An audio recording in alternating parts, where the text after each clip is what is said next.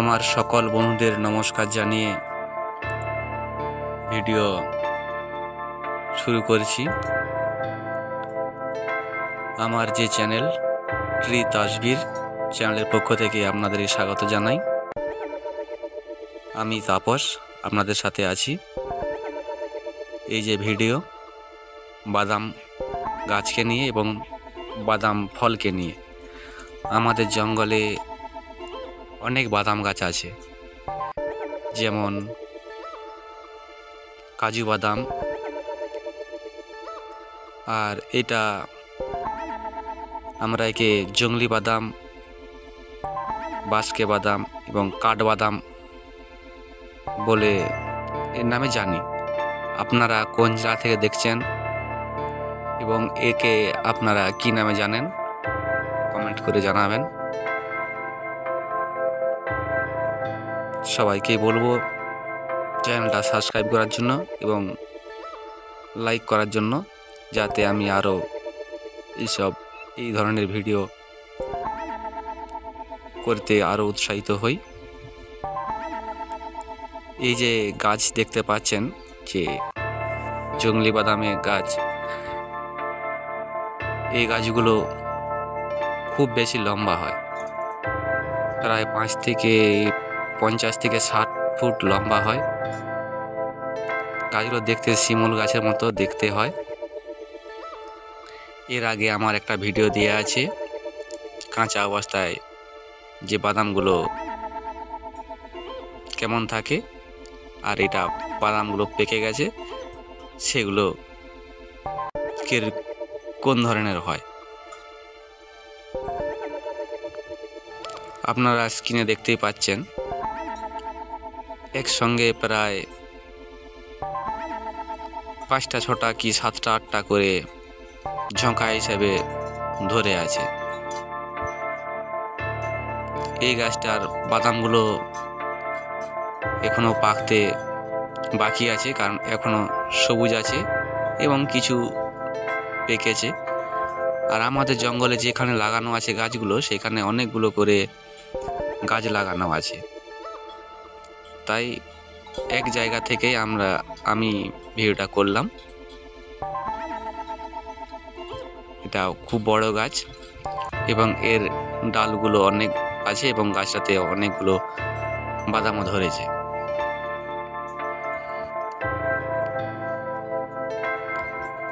গাছগুলো বড় হওয়ার জন্য ভিডিও খুব একটা ভালোভাবে করতে পারলাম না। তারই পাশে যে গাছগুলো, সে বাদামগুলো পেকে গেছে। এই বাদামের অনেক উপকার আছে। আর আমাদের জঙ্গল সাইডে যে আমাদের গ্রাম, আমরা ঠিক ততটা এই বাদামকে ব্যবহার করতে জানি না এবং খেতে খুব ভালো লাগে। যে ও গাছটা যেমন বাদামগুলো পুরো সবগুলো পেকে গেছে। আর এ বাদাম কেমন করে খাওয়া হবে সেটাও দেখাবো, যে কেমন করে খেতে হয়, কেমন করে খেলে খুব ভালো লাগে, সেটা এই ভিডিওতে দেয়া আছে। আর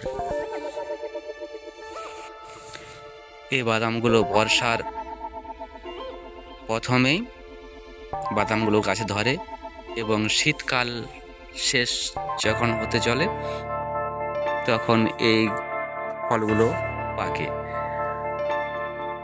আর যদি গাছে পাতা থাকে তাহলে সে গাছে টপ করে খুব তাড়াতাড়ি পাকে না। যতক্ষণ না গাছ থেকে পাতাগুলো ঝরে ততক্ষণ কিন্তু এই বাদামগুলো পাকা হয় না।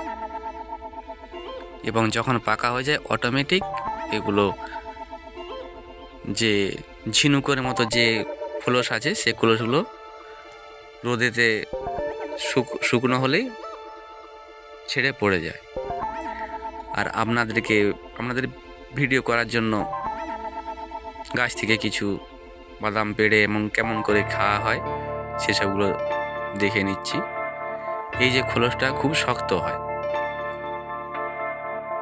আর একে কাঠারি বা কুড়াল দিয়ে এই খোলসটাকে ছাড়িয়ে নিতে হয় এবং ভিতরে খেজুরের মতো দানা থাকে, আর একেই কাঠবাদাম বলা হয়।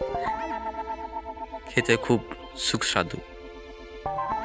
এর যেমন অনেক উপকার গুণ আছে। বাদাম মানেই তার উপকার। যেমন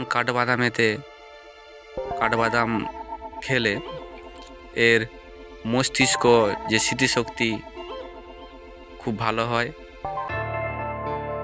এবং এর থেকে এক ধরনের তেল বের হয়, আর এভাবে ছাড়িয়ে নিতে হয়, কারণ পুরোটা খায়নি। এর ভিতরে যে সাদা অংশ এটাকে খেতে হয়। ছাড়ানোর সময় খুব ভালোভাবে ছাড়িয়ে নিতে হবে। এই কালো অংশটা খাওয়া চলবে না, কালো অংশটা খেলে অসুবিধা হতে পারে, সেজন্য এই সাদা অংশটা খেতে হয়।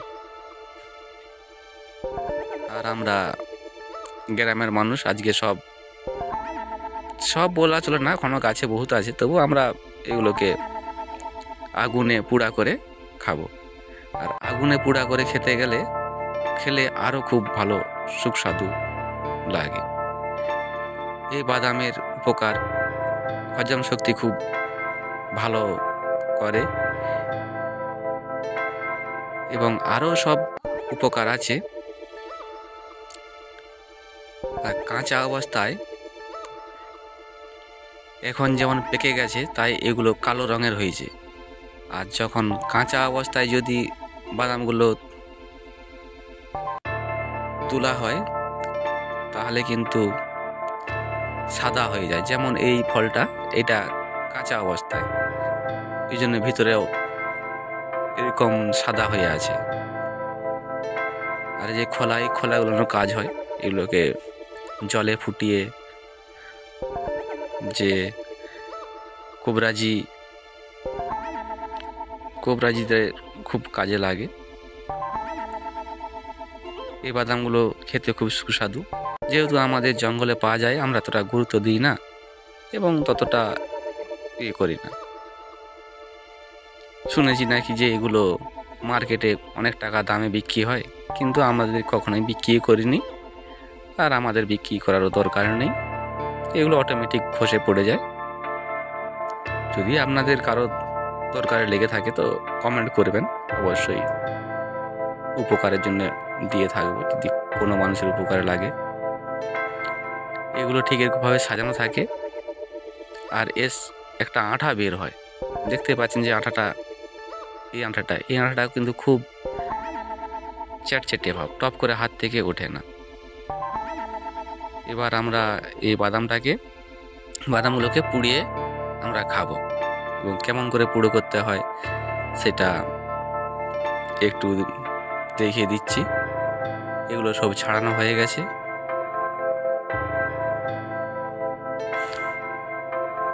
আমাদের জঙ্গলের সামনেই গ্রাম।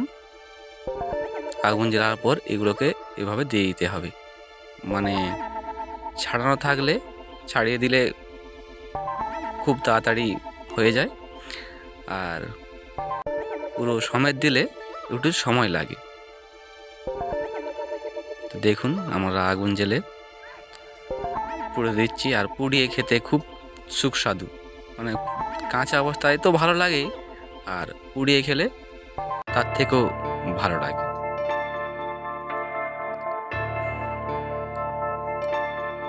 তো দেখতে থাকুন।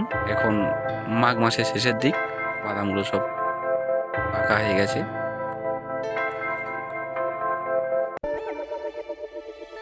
তো পুড়ানোর সময় সামনেই থাকতে হবে, কারণ পুড়ানোর সময় অন্য কোথাও গেলে তখন এগুলো পুড়ে ছাই হয়ে যাবে। সেই জন্য একটু